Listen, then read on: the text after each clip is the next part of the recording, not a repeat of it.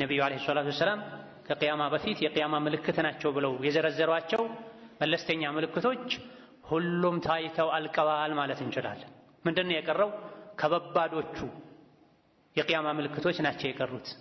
ፀሐይ ከመጥለቂያው መውጣት፣ የመሲሕ ደጃል መምጣት፣ ከምድር አፍ አውጥታ የምትናገር እንስሳት ብቅ ማለት፣ አንተ ሙስሊም ነህ አንተ ካፍር ነህ ያለች ሰዎች ላይ መፍረድ መሰል የሆኑ ከባባድ ለውጦች አሉ። ትልልቅ የቅያማ ምልክቶች አሉ።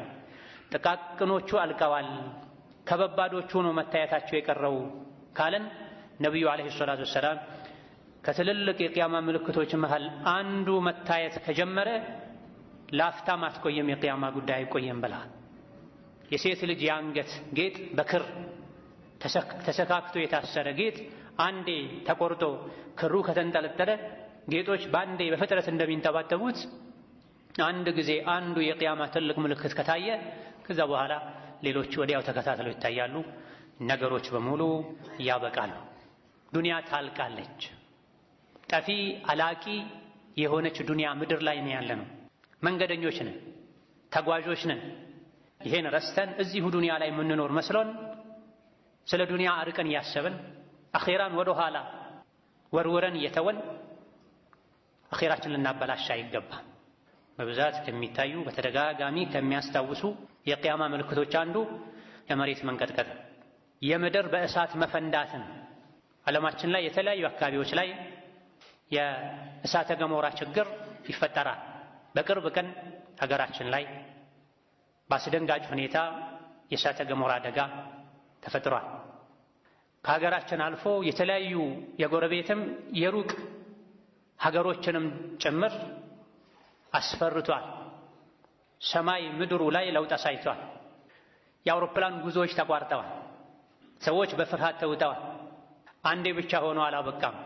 ለረጅም ጊዜ ሊቆይ የሚችል ሰውን፣ እንስሳትን፣ እጽዋትን ሊጎዳ የሚችል አደጋን አስከትሏል። ይሄ ትንሽዬ አንድ አካባቢ ላይ የደረሰ የመሬት ፍንዳታ ከሆነ ትልቁ የምድር ፍንዳታ ሲከሰት፣ ምድር ስትንቀጠቀጥ፣ ቅያማ ስትቆም ሰዎች እንዴት ሊሆኑ? ውስን ቦታ ላይ የደረሰ ፍንዳታ አካባቢውን ካጨለመ ጭሱ፣ አመዱ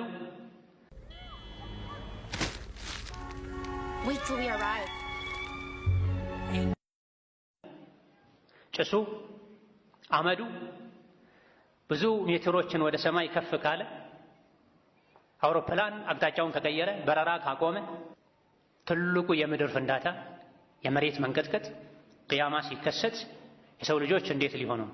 የተለያየ አካባቢ ላይ የታፈኑ የእሳት ፍንዳታዎች እንዳሉ ምድር ላይ ይታወቃል፣ ይነገራል። ማናችንም መቼ ለእንደዚህ አይነቱ አደጋ ሰለባ እንደምንሆን አናውቅ። ከቆምንበት፣ ከተቀመጥንበት፣ ከተኛንበት ስር ምድር ስር ያለውን አናውቅ። ምስኪኖች ነን፣ አሳዛኝ ፍጡሮች ነን። ነገር ግን እኔ ትልቅ ነኝ፣ እኔ ብልህ ነኝ እያለን ሁሌ ራሳችንን እንሸውዳለን፣ እንታለላለን። ወጥተን በሰላም መመለሳችንን አናውቅ። ተኝተን በሰላም መነሳታችንን አናውቅ። መሽቶ እስኪነጋ እንኑር አንኑር አናውቅ። የትኛውም ሰዓት ላይ አጀላችን አብቅቶ ከዱንያ ልንወጣ እንችላለን። በምን መልኩ አናውቅ። ወማ ተድሪ ነፍሱን ማዛ ተክሲቡ ገዳ ወማ ተድሪ ነፍሱን ቢአይ አርዲን ተሙት። የትኛውም ነፍስ ነገ ምን እንደምትሰራ አታውቅ። ልናቅድ እንችላለን። የሚሆነው የእኛ እቅድ ሳይሆን የአላህ ተባረከ ወተዓላ ውሳኔና ቀደር ነው።